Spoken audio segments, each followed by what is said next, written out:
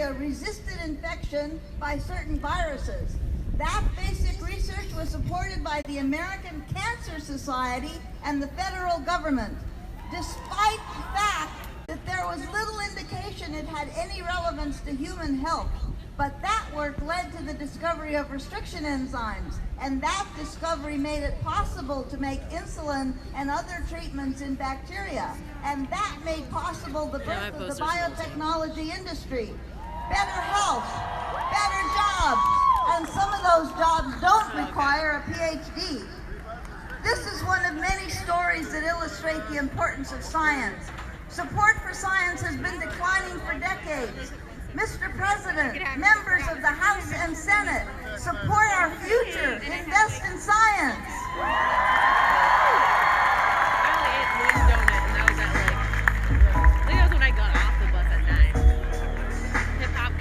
All right, next up, I am very, very excited to introduce you to a very important guest, a pioneering woman in science. Please join me in welcoming to the stage Dr. Nancy Roman.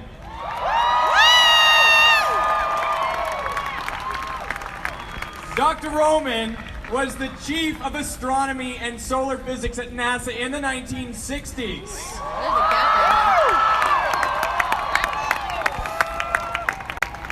She was the first woman to hold an executive position at the space agency.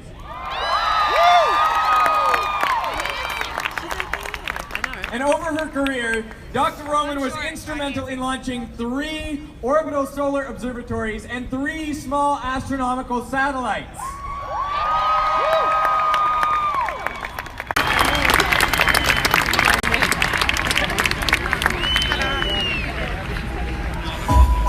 Okay, I finally got. It's finally working. Yay! Like 20 years. Well, that's because everybody. Good morning, everyone. Women scientists rock, don't they? I'm from the American Public Health Association, and we represent thousands of public health professionals who practice science every day to keep people healthy and safe in our communities. Public health science is the heart of so many successes that have prolonged our lives and improved our well-being.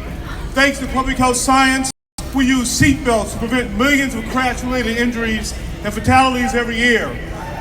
Thanks to public health science, we vaccinate our kids to protect them from deadly diseases. And thanks to public health science, we reduce the threat of secondhand tobacco smoke. A strong commitment to research is absolutely essential to crafting evidence-based solutions that protect us from serious health threats. You know, a nation that ignores science, that denies science, that underfunds science, does so at its own peril. We cannot allow this to happen. We need to support public health science and discovery that can deliver the answers to the questions essential to improving our nation's health.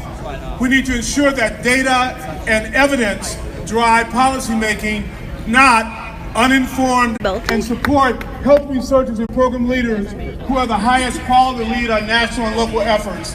And we need to support global research efforts. You know, threats to human health do not recognize borders. Neither should our work to solve these problems. America is the innovation.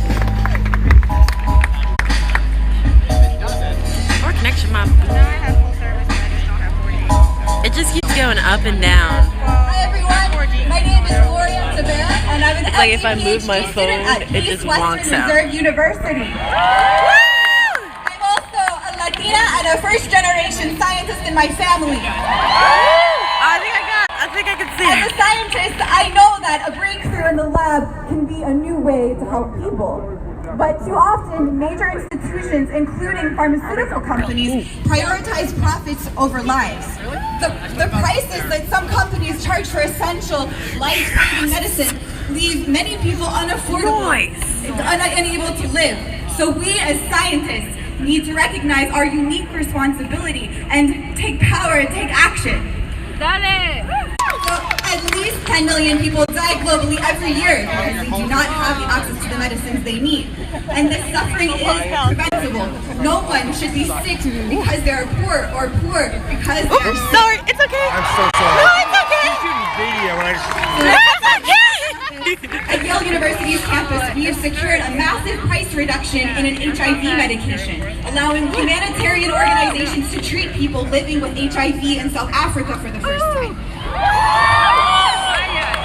This year, UAEM students successfully campaigned at Johns Hopkins University to ensure that a new promising TB tuberculosis drug will be affordable for patients.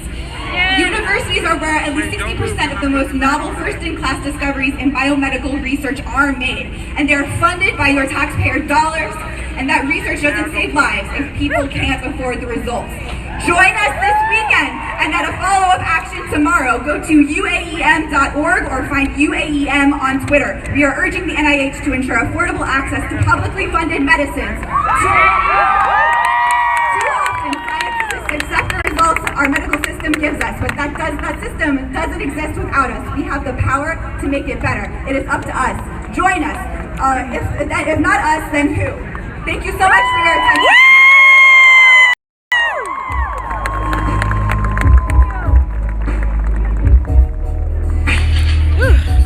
Got the sniffles. Hello, my name is Eric Jarvis, and I'm a neuroscientist. Hello, friends. I'm glad to join with you today as we make history in the first ever march for science in our nation and in the world. It is science that has given us cures for disease, a better understanding of our planet, of our universe, and ourselves. These scientific benefits to society would not have occurred without government support. Yet, we live in a time where the support and the fundamental principles of science are being challenged, where ideological opinions overrides evidence, where you know something is really wrong when people from around the world must form a protest march for science, and even in the rain. Science has always received bipartisan congressional support, and I am such an example where such support has made a difference. I am a professor of brain research and genetics at the Rockefeller University, Hunter College, Duke University, and the Howard Hughes Medical Institute. I have advised over one that gave me the opportunity to be Congress gave me and the people like the opportunity to contribute to this society. Yes. Such funding, it will end. I know, right?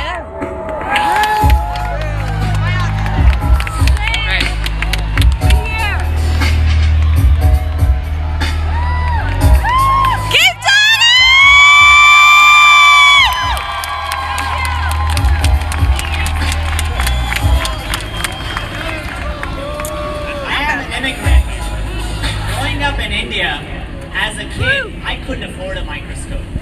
So one day, I tried to make one by stealing my brother's eyeglasses. These community workers, health workers that are fighting the